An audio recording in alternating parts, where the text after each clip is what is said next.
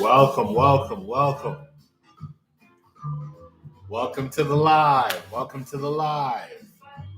Welcome to the live. Happy Fun Day Monday. Welcome to the live. Welcome, welcome. Welcome. Welcome to the live. Happy Monday. Happy Fun Day, as we prefer to say. You see? Come on in, come on in, come on in, come on in. Today we're talking about how thought spells keep you trapped in narcissistic hell and how to achieve no thoughts, how to set yourself free through no thoughts. Because the thing that keeps you trapped in narcissistic abuse is thoughts.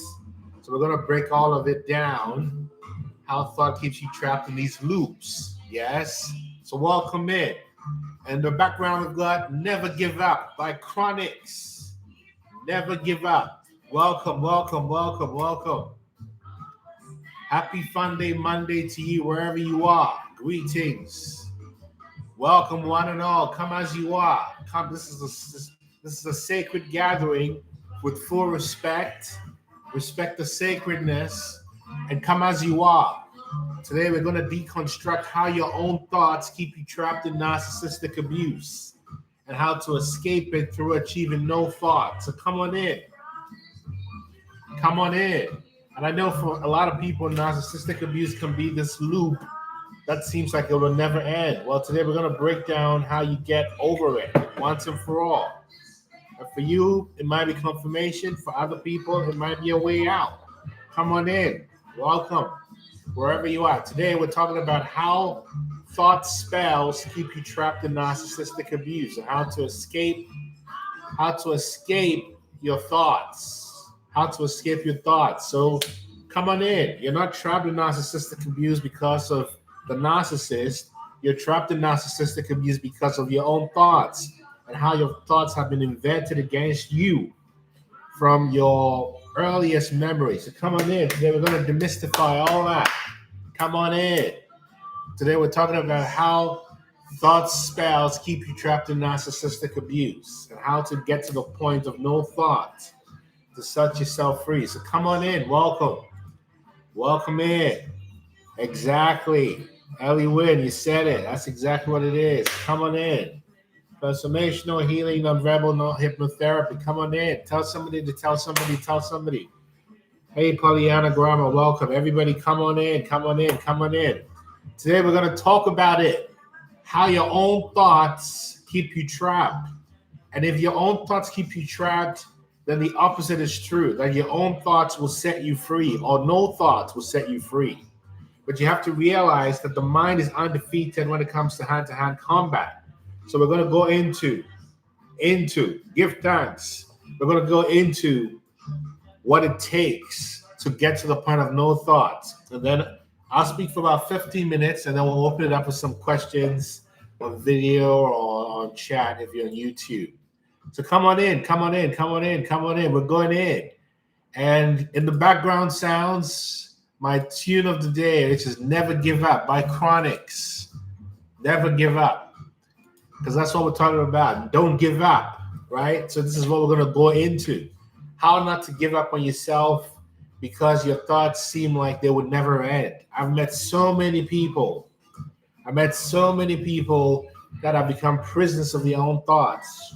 You see, the matrix is your own thoughts. So let's get started. You see, let me get started. First of all, greetings and thank you for being here. I was away last week because I was at a silent retreat for 5 days. So I usually go for 10 days or 20 days, but this time for 5 days. And for 5 days was such a hard retreat because I had to come into a deeper level of understanding. So this is kind of where all that is coming from. So first of all, most empaths think they're trapped in narcissistic abuse because of the narcissist. But the truth is more disturbing and also more liberating. You see, you're not trapped by the narcissist. You are trapped by the thoughts the narcissist implanted in your mind. And by the way, those thoughts keep replaying themselves. You see? So today I'm going to show you how thought itself is the primary vessel of narcissistic spell work. How it keeps you in a hell realm of pain and confusion, and why the way out is not to fight harder with your mind, but to step beyond it into awareness, into the inner eye, into no thought. Today we're going to pull from neuroscience, we're going to pull from psychology, we're going to pull from Buddhism, we're going to pull from non-duality and map this out, because my aim is by the end of this transmission today, whether I talk for 10 minutes or 15 minutes, you don't just understand it intellectually, but you begin to feel the spell loosening. So give thanks and let's get to work. Are we ready? If you're ready to hear this, just type transform. Type transform in the comment section. Somebody type transform so I know we are in this together, because this is all energy, right? You're donating your energy, your time, your resources. So let me know if I'm connecting with you. Type thank you, Miss Wonder Woman. Let me know if I'm connecting to you. Yes, the Griggles. Give thanks. Let me know I'm talking to you. Love, peace. I love that. Give thanks. Sarah Jane, give thanks. Give thanks. Give thanks. Give thanks. Give thanks. Let me know. Let me know, YouTube. Am I talking to you? Let me know. Before we get going. Oh, Dawn Marie, how you doing? Let me know. Let me know. Let me know. Am I talking to you? I'm just going to show you how the mind is the portal for your imprisonment. Therefore, the mind is the way out. Am I talking to you? Let me know. If I'm talking to you, type transform in the comments. Type transform. Let me know I'm talking to you. Let me know. Thank you, Bridget. Thank you. So let me go into it. First of all, let me define what we're talking about. When I say narcissistic spell, I'm not only talking about the candles and the altars. I'm talking about an energetic psychological contract that operates like this. It's a repetitive narrative. Yes, it's charged with strong emotions, whether it's fear or shame or longing or guilt. And it's reinforced through repetition and intermittent reward or punishment. That becomes the self-repeating thought in your mind, even when the narcissist is not present. Come on, somebody tell me I'm talking to you. That becomes the self-repeating thought in your mind, Diane, even when the narcissist is not present. So in cognitive psychology, you will call this a self-referential cognitive schema. A self-referential schema, you start to create a pattern. In trauma science, it looks like a trauma imprint or conditioned response. And in Buddhism, yes, greetings. It's called the papancha mind in Buddhism. My teacher, Tuero, would say the papancha mind, mental proliferation, which is the mind spinning stories. And in esoteric traditions, is a thought form or egregore, an energy entity created and sustained by repeated thought and motion and emotion. Now, the hell realm of narcissistic abuse is not just a metaphor. You see, in Buddhist cosmology, hell realms are states of extreme suffering generated by greed, hatred, and delusion, meaning you don't have to die to experience them. They arise in your consciousness. It's all around you. So for an empath under narcissistic domination, this hell realm looks like the inner courts of judgment when you're always on trial. Endless replays of conversations, insults, and humiliations. Somebody tell me I'm talking to you. Anticipatory fear. What if they're mad? What if they leave? What if I'm wrong? Self-surveillance, constantly editing your words, your tone, your existence. Somebody talk to me. Am I talking to myself? Am I talking to myself? Because I'm talking to you, type transform. If I'm talking to you, type transform. Let me know I'm talking to you. Yes, give thanks. Let me keep going. You see, give thanks, give thanks. So a sense that no matter what you do, you're wrong, you're broken, you're not enough. These are not just feelings. These are structured by thought. And thought in this context is not neutral. It is the primary vessel through which the narcissist spell persists inside your system long after the interaction ends. Do you see what it is? This is how the spell continues in your mind through the papancha mind. That's endless replay. So now let's talk about how the narcissist implants thoughts. You see, let's talk about the mechanics. How do thoughts get inside you? So across psychology, across cult dynamics and abusive systems, the pattern is remarkably consistent.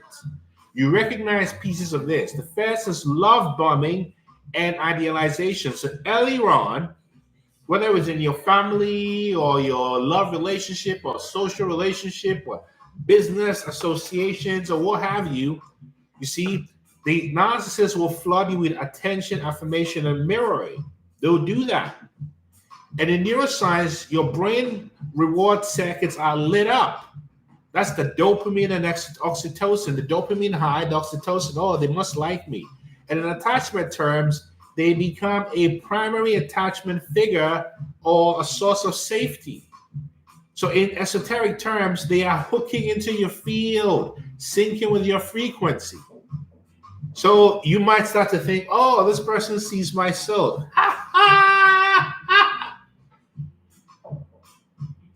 They are special. Oh, I am special because they chose me. Wow, go on. Then after that comes the subtle devaluation and confusion. You see? Then the contradictions begin. Praise mixed with criticism, warmth with sudden coldness. Yeah? The nervous system starts to hyperscan for cues. And this is terrible that it might even happen to a child. This happens for children, not just in love relationships or intimate relationships. So that creates a cognitive dissonance where conflicting realities are held at once. And the brain tries to resolve the dissonance by inventing explanations. The brain tries to resolve the dissonance by inventing explanations. So their better thought would be, if something feels off, it must be me. It must be me. It must be my fault. I must have done something wrong. Then they gaslight you with reality reversal. Because when you notice harm, they deny it, they minimize it, or they reverse blame. Oh, I'm so sorry, Rafaela. And over time, I'm sad it happened to you. Over time, you internalize the correction. You see? So you begin to introject. That's a psychological term, because an external voice adopted as your inner voice, you self-criticize yourself. Then you have this fawn response, because survival by appeasement, you self-blame. And that's how they rewrite your script, you see? So you start to think, well, my perception cannot be trusted. The only safe reality is theirs. You know, my mother, my father, my lover, whoever. This is what they do. And then you might think to yourself, when they intermittently reinforce, right, they do that. Sometimes it's because you're punished, other times you're rewarded unpredictably, you never know. So that behavioral psychology shows that intermittent reward creates the strongest addiction. This is why gamblers gamble. Exactly, Sarah Jane. So the embedded thought is, if I try harder, if I improve, I can get back to good times. That's why you look at abusive relationships, whether they're families or lovers, and you wonder, why is this person still with that person? Or why don't they leave their family? It's because it's like the gambling addiction. That's the spell. And then perhaps you even go through isolation and narrative control. So you start to think, without them, I am nothing. Without them, I have no story. Is this familiar to you? Has this happened to you? You see, you realize that none of these are isolated. Exactly, Dawn Marie. They're not isolated events. Each one implants a specific thought, which carries an energetic signature of shame, fear, longing, obligation. Let me put it simply, hate. So these thoughts become the spell code running inside your mind, Dawn Marie. You see? So how these thoughts now metabolize into your identity, your behavior, your reality, because that's what happens. Think of your inner world like a biological and energetic metabolism. Food isn't just food, it's broken down, absorbed, and turned into tissue, right? Thoughts are the same way. So, with the repetition over and over again, right? Over and over again, you replay it 1,000 times, that rumination becomes your negative thinking. This is how you become a negative thinker. This is how your depression begins. Because each replay strengthens a neural pathway. That's Hebb's rule. And in trauma research shows that highly charged events get prioritized by the brain. And the brain likes to have fun. So the brain will have fun with your trauma. Do you see the game? You see the game? I'm just giving you the game. This is not magic, but it sounds like magic, and it is magic. This is how you become an alchemist. Well, you understand that the whole game is a mental game. Give thanks, Jaja. You see? So the next thing they do when these thoughts are implanted is it becomes part of your emotional binding, because the thought that is fused with intense emotion, love, or hate, right? You start to think that I'm unlovable, or I must feel shame and grief. So that thought, it's not just stuck in your head, it becomes framed in your body. And over time, you repeat it over to yourself so much, it becomes an identity level belief.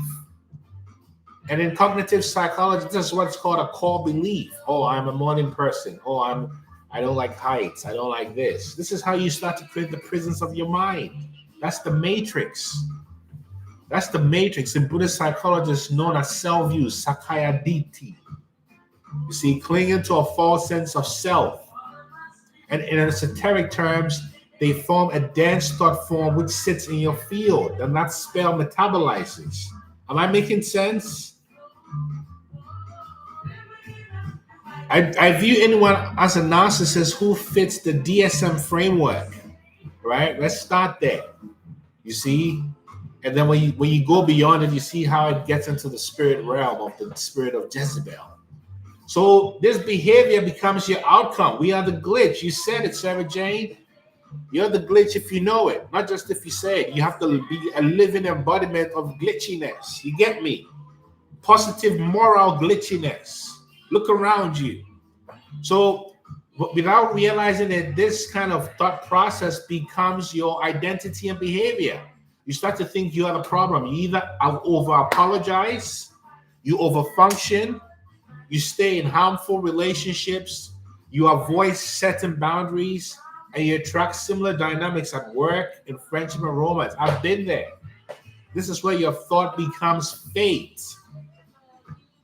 Not because the universe hates you, but because your nervous system is unconsciously seeking the familiar. This is how a single strategically implanted thought metabolizes into a lived reality. Somebody tell me I'm talking to you. If I'm talking to you, type transform in the comment section. Let me know I'm speaking to you. You said it, Don Marie. Let me know if I'm talking to you. So let me go even further, right? Let's talk about loops and fractals. You know, my teacher likes to talk about fractal. A loop is when a thought pattern keeps cycling. You know, there's a trigger, then there's the thought, then there's the emotion, then there's the behavior, right? Then that leads to consequence, the more thought, then trigger, and so forth. Thank you so much. Thank you. Deactivated. Give thanks. A fractal is a pattern that repeats at different scales like a spiral and looks the same whether you zoom in or out. In narcissistic abuse, that becomes the way you talk to yourself. Give thanks, Coach Raphael. The partners you choose, the bosses you end up with, the roles you play in groups. They often share the same underlying structure, which is a fractal of self-abandonment and self-blame.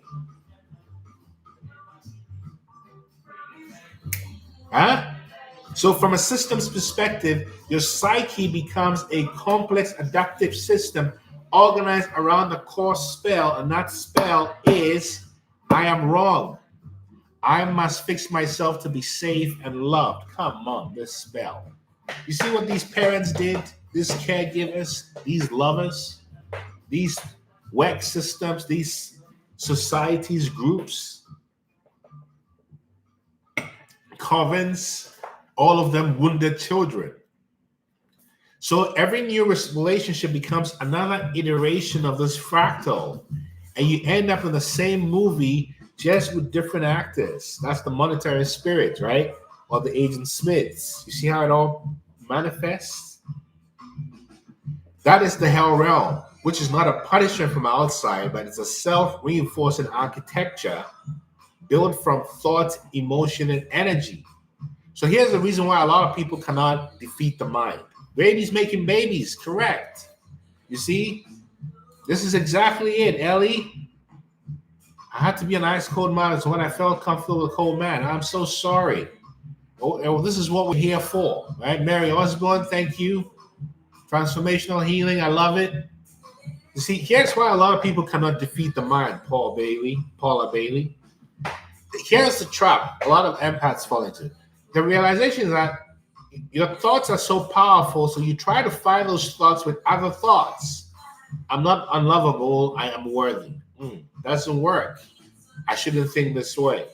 I have to stop thinking about it. This is understandable because it's a logic of cognitive reframing and can be helpful at a certain stage. But there's a deeper problem. You are still inside the same arena, the arena of thought. The mind is undefeated in its own domain. You can't do it. It's like trying to put out fire with fire. That's why you can read every book, say every affirmation, and still feel haunted. Because the spell does not break at the level of thought alone. The real exit is not to become the strongest thinker, but to discover what you are beyond the thinker.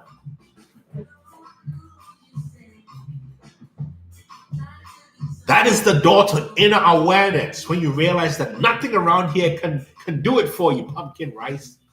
Because across traditions are recurring insights. There's something in you that notices thoughts, but that thing itself is not thought. Am I talking to you? Somebody let me know I'm talking to you. In Advaita Vedanta, oh, Sarah Jane, this is called the witness consciousness. Huh? That's the witness consciousness. In Buddhism, particularly in Vajrayana Buddhism, is known as the lineage of Rigpa, the luminous knowing. In Christian mysticism, this is the inner woman, the inner human, the inner woman, a place where Christ consciousness is born within.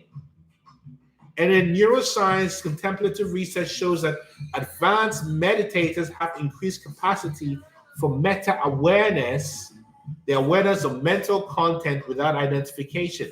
Let's call it the inner eye. Yes. This is what happens to you when you come through narcissistic abuse. So you realize that the inner eye observes thoughts arising and passing, that you are not your thoughts. It sees emotion as energy in motion moving through the body. It notices narratives and memories and fantasies, but remains untouched by them. That's why you begin to not look like what you went through. You start to look younger as you get older. It's like a screen on which every movie plays without being burned by any of the scenes. Somebody tell me I'm talking to you. When you begin to shift from being the thinker to being the awareness of thought, something radical happens. Narcissists lose their absolute authority around you. Thoughts lose their absolute authority over you. And the space around thought becomes more apparent. Sarah Jane, there are gaps, quiet intervals which are not empty but full of presence. This is what happens when you meditate, when you journal, when you go into nature. Because the hell realm depends on you believing the thoughts and you being fused by them. But once you are the inner eye, thoughts are there for a while, but they are like passing weather through the sky. Not your prison bars. So what exactly is no thought, right? Let me go into further detail. When I talk about no thought, I don't mean a permanent blank void where the brain literally stops producing any mental content. That's a fantasy, and it sets empaths for more self-judgment. I still have thought, therefore I'm failing. No. Exactly, Sarah Jane. No thought in the deeper sense means that a state where thoughts may or may not arise, but you're not identified with them. Because let me ask you a question right now, wherever you are. I don't care what kind of issues you have or how well your life is going or what your health is like. At this moment, if you had to think in this very now moment, isn't everything that's perfect in your life?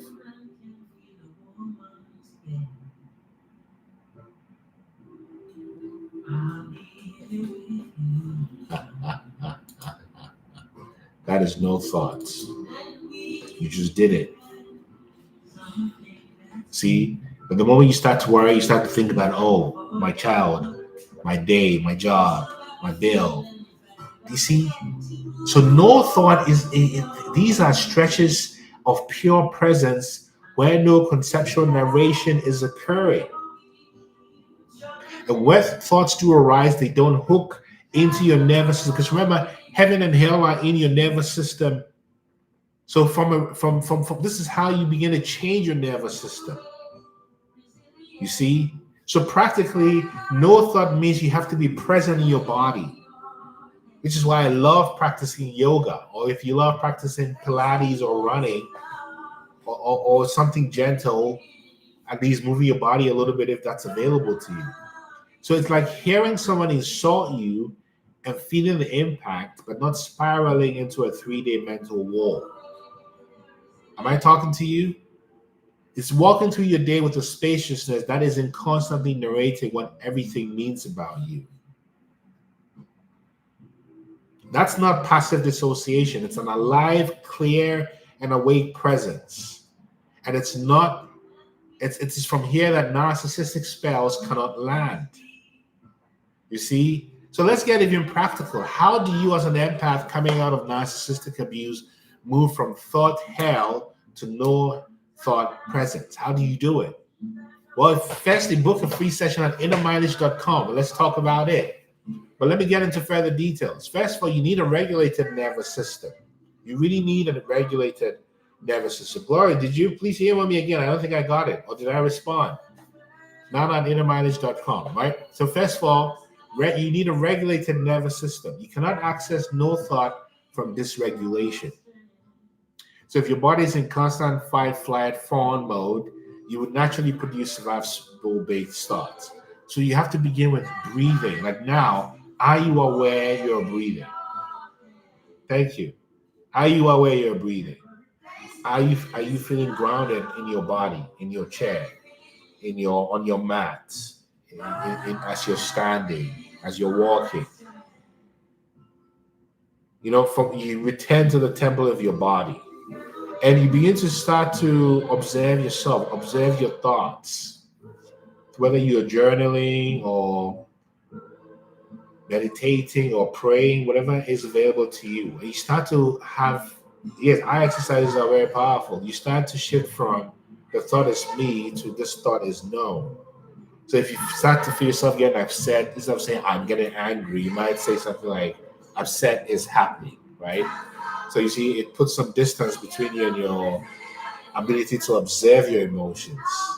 And name the spells explicitly. Because you're coming from narcissistic abuse, it's powerful to decode the spells. When a harsh thought arises, you can say, this is the I am always wrong spell. This is the I must end love spell. This is the I'm crazy spell. You start to name it. You see, and that blends trauma-informed practices with esoteric framing. Am I making sense? Somebody tell me. This is what begins to happen.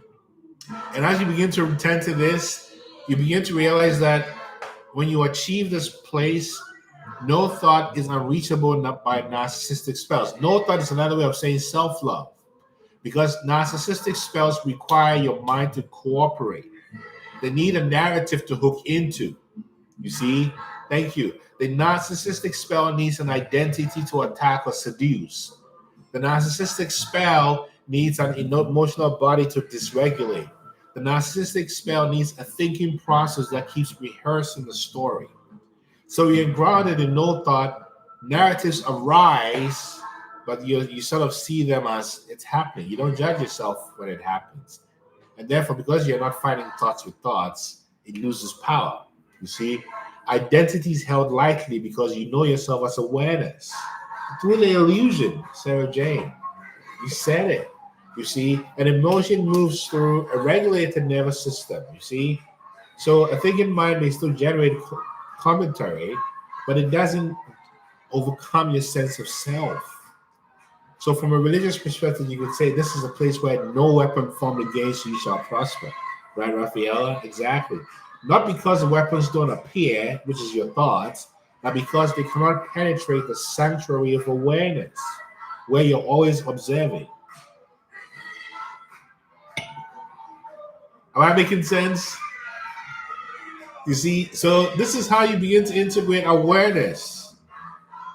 I'm sorry you lost your tooth, but we're talking about narcissistic abuse. So if this is about narcissistic abuse, you're welcome to stay. If it's not, have a lovely day. But this is what we're talking about. And I'm talking to you, Tommy Fuego Music, okay?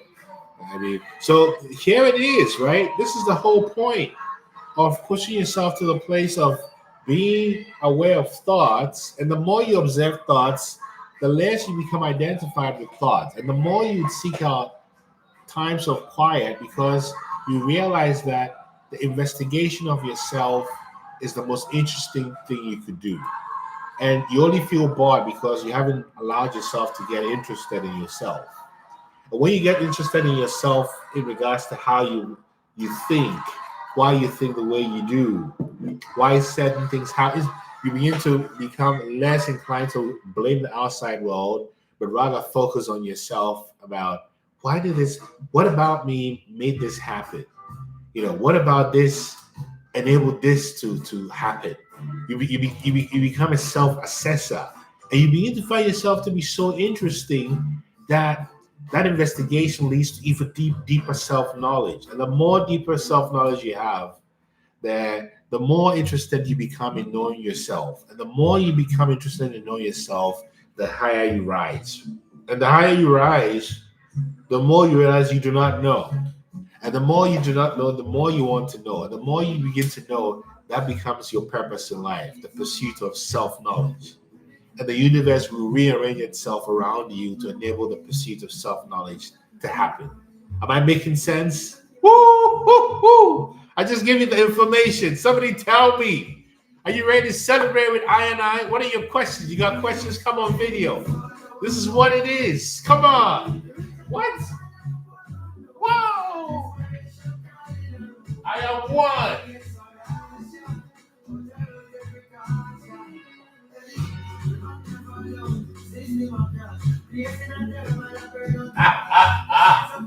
You find a reason to celebrate. You get me? This is what it is. Selassie I. This is what it is. You get me? You see? So when you realize that your thoughts are creating your reality, that becomes the only battle you become interested in. Because when you overcome your negative thinking, which is your programming, you begin to turn into a different frequency. Because now we're on the same earth, but many of us are living in different realities. Some believe A, some believe B, some believe C. And everyone believes what they believe to be true. So how do you come to objective reality? By observing without judgment. And observing your thoughts. Because it's only through your thoughts that you stay imprisoned. When you start to shift your thoughts, you become aware of your thoughts. Your thoughts become your friend, not your enemy. Friend or people, they make me feel like I'm being narcissistic when I be myself. Yeah, because they know you're trying to set yourself free. That's why. You get me? The more I know, I do not know. Exactly. You said it. This is what it is. That's the whole point of becoming infinite in your knowledge. You see, infinite means you don't put a cap on it. Like my father-year daughter would say, don't say I know, because the more you know, the more you realize you don't know. Then the more you realize you don't know, the more you want to know. Then the more you open yourself to learning. Then the more you're learning, the more you know. And the more you don't know, the more you want to know. You see what happens? And so without egos, you suddenly become all-knowing. And all-knowing means there's no end to the knowledge. It is continuous. And that's how the narcissists begin to wonder, how could I not defeat that person? Woo, woo, woo, woo. You understand what I'm saying? This is how the narcissists realize, my goodness, how could I not defeat this person?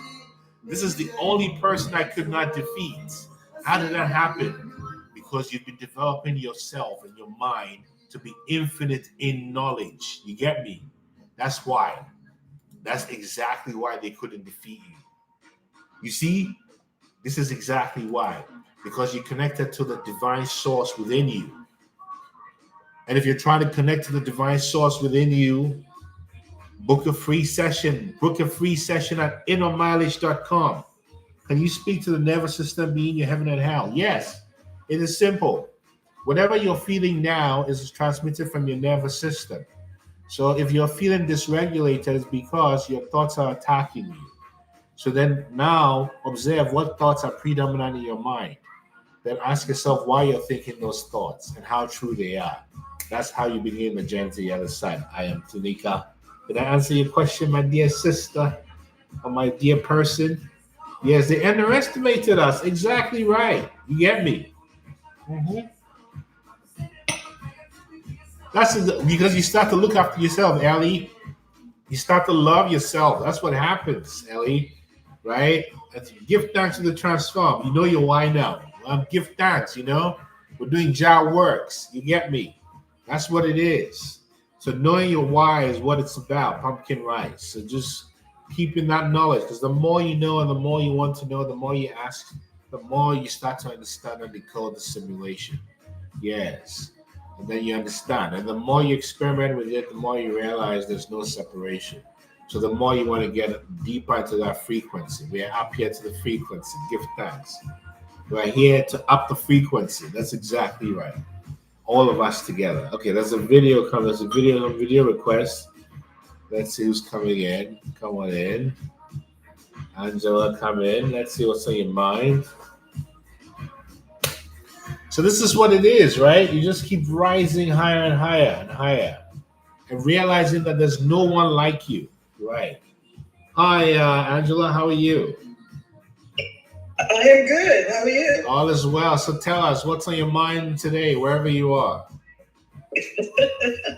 Well, I'm thinking synchronicities, and that I've been transforming and really going deeper into why things are the way they were, and then releasing. And I've had some breakthrough and some revelations, and what you're saying is spot on. You really, really have to get honest with yourself. And once you do that, you're free. So why is it so hard for the average person to get honest with themselves? Because that's so insightful, Angela. Because it's scary. Because, you have to face that, there are some things, some mistakes you may have made. There's some boundaries you're allowed to be crossed. Woo! And Woo! Instead of really standing up for yourself and saying, heck no, it happened. Please say that again. Please say that again. I don't know if I can remember what I said. Just say what you feel like you remember, because that's so insightful.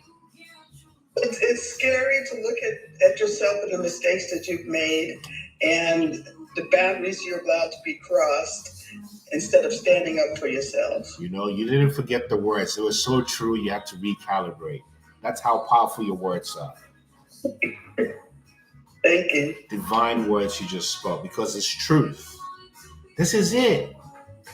That's the only enemy we are afraid of, the self. And once you get used to overcoming the self, there's no enemy outside you. I'm so thankful for you, and I wish you the best. And thank you for sharing your kindness with us today. Yes? Thank you so much. Oh, thank you. One love, yes. Peace. One love. Peace. This is what it is. Let's see who's here. Who's here? Invite. Okay, come on in, invite. You see, this is the whole deal. Greetings. Hello, invite. How are you? Can you hear me? Can you hear me? Okay, I don't think so. Let's see.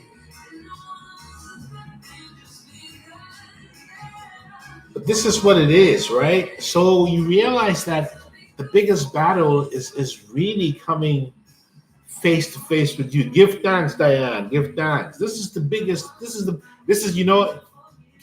this color is in sync with Kemet, Egypt.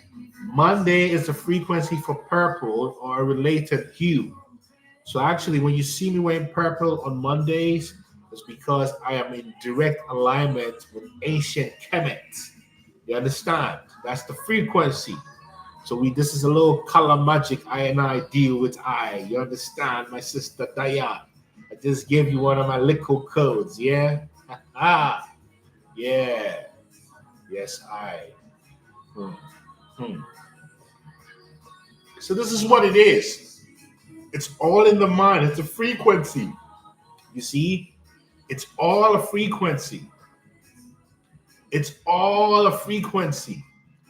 And so everything in your reality should be about coming into true knowledge of who this being is. How did it become? And when you're truly interested in you, you're never bored. When you're interested in why you breathe the way you breathe, why this avatar likes to eat certain foods, why it likes to move a certain way, that's the ultimate frequency. You get me? That is the ultimate frequency. You get me? So this is what when you're interested in yourself, right? You realize that there's nothing else. There's nothing else. Hi, Rafaela, how are you? Can you hear me okay? I can't hear you. Can't hear you. Hi. Oh, there we go. There we go. Tell us, how's life treating you? Doing well. I'm not going to stay long. I just wanted to add one thing into what you were saying about. Let's hear it. Let's hear it. Let's hear it. This thoughts coming from an in utero trauma bond with narcissists. It is something that forever lives with you. Since if you're a person who were raised by a narcissist, had a narcissistic mother and a grandmother, there's a lineage of narcissists in the family. So we're talking about things that go through your mind that you might consider normal, but it's not normal. And you're right, the nervous system is your indicator of what is and what isn't. And so what I wanted to add as a person who has to practice this no matter what, because of the length of time that I've been in that space. So just as normal as brushing your teeth or whatever it is that you do every single day, going into a space of meditation and observation of your thoughts as a preventive measure, I like to call it, because then you're practicing, almost like a muscle. You're training yourself to be observant of your thoughts so that when things do trigger you, it can be something so tiny, so small. You could be having a great day, a great time, but that little thing is going to come and it's going to activate a memory. It's going to activate a thought that's been planted there. But if you have the discipline and the daily habit of being an observant of your thoughts, you quickly catch it. Instead of pushing it away, you welcome it and say, where is this coming from? And why am I even, and why is this impacting me? Like, what is it for me to see? And so it happened to me this morning when I was doing meditation. I said I was doing meditation, and I flipped the card, and the card says something that made me, resurrected a thought that was planted in me on how I should view gratitude. Not what I believe gratitude is, but how I should view gratitude from a narcissistic perspective, you see? And so when I was able to catch it and I'm like, wait a minute, why is this happening?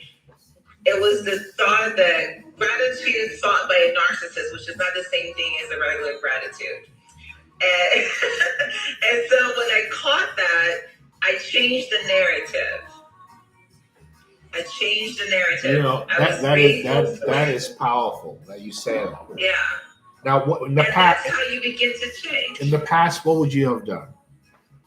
Oh my gosh! In the past, I would have went into a panic. I would have gone into a frantic state. I would have tried to fix whatever it is that it was creating a problem. There was no problem there at all. But in the past, I would have sent a message to the narcissist. I would have sent a message to I would have sent a message to my mother because I would have felt guilt. And so when you catch it quickly enough and you begin to, but the only way you can catch it that quickly if you have got into the habit of being an observant of your thought. If not, you're in this endless hamster wheel where you feel like you can't get out, like you were talking about, right? But you can get out, but it would require that daily discipline. Like you really say, I don't know what's ahead of my day, but I have to sit down.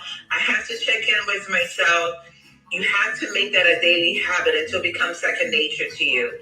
And only then, when things are thrown at you, you're able to quickly say, wait a minute, what is this? Like, what is this coming from? You know what I mean? And be able to analyze it and look at it for what it is, say, that's not it. So, so instead of you going into that guilt gratitude, because there was such thing as guilt gratitude, I went into, no, I deserve this. I am worthy of this. I'm worthy of receiving everything that I should have received at a young age, but I'm getting to receive it right now. I'm worthy of it. And that's when you break that thing has no more power over you. Like that, now you can go about your day as you intended it for you to go about your day. What a spell. And so it is important. What a spell. What a spell. Yeah. What a spell. Yeah. And that's how you break it. Because there's not just one spell. There are many and layers of spells. And it's like going through a maze of it. As you live your life, you go through this maze of as if like you're playing a video game. You're just killing all the little things that are coming at you, right? And you go to that different level. But there's always going to be these layers of spell that you must kind of kill it, break it, cast it out. And not just when they come. I practice something before going to bed, covering myself. Because even when you're asleep, from afar, in the spiritual sense, they're still trying to cast spells, especially if you've been quiet for a while. There's no flying monkeys anymore that they can use, right? So they go into the spiritual world to begin to, cast those spells there too. That's how I see it. But again, just being not like from a space of being anxious about it, but just being mindful. So may I add something there? This is so wonderful. So imagine this: when you're constantly realizing that it is your thoughts that cannibalize you, so you become so aware of your thoughts to the base of how the thoughts are created, that nothing can bypass you, because you get to a point of self-observation that the only thing that can approach you is something on the same frequency. So these energies get exposed faster. That's the ultimate eye of Horus. To see, to awaken the inner eye. Because you're not looking for something out there, because you know that it's all there. If you can defeat it in yourself and see it, you have overcome it. You've overcome that code. Yeah. That is that, and then when you've overcome the code, as the saying goes, before awakening, chop wood, carry water. After awakening, chop wood, carry water.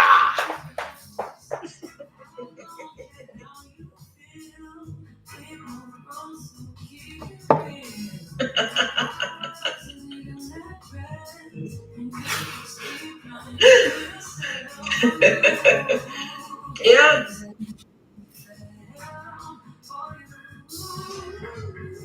Pretty much. That's it. That's it. That's it. But that's all I had today. Thank you so much. Always a pleasure. Yes. Sending good energy Likewise. to you. Yes, peace, See you peace, later. peace, peace. Yes, this is what the divine feminine is about. This is what it's about.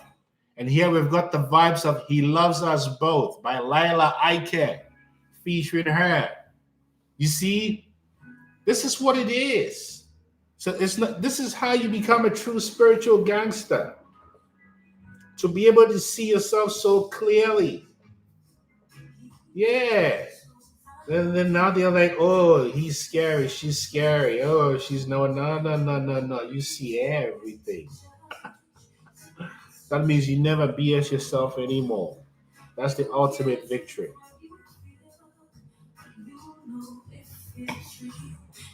So if you're trying to get to your own awakening, yes, innermileage.com. You know where to find I, because this is about you.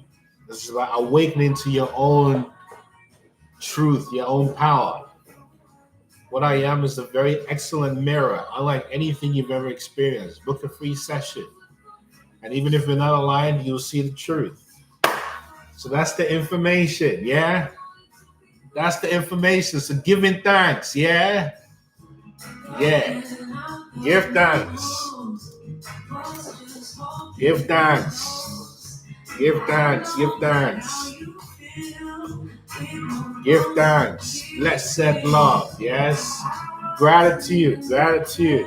Oh, give thanks. Give thanks, Sherry Jane. Give thanks. We are reflections of each other. Give thanks, yeah? Give thanks. Give thanks. Thank you, thank you. May we all be happy. May I be happy. May you be happy. May we all be happy. Thank you. Thank you.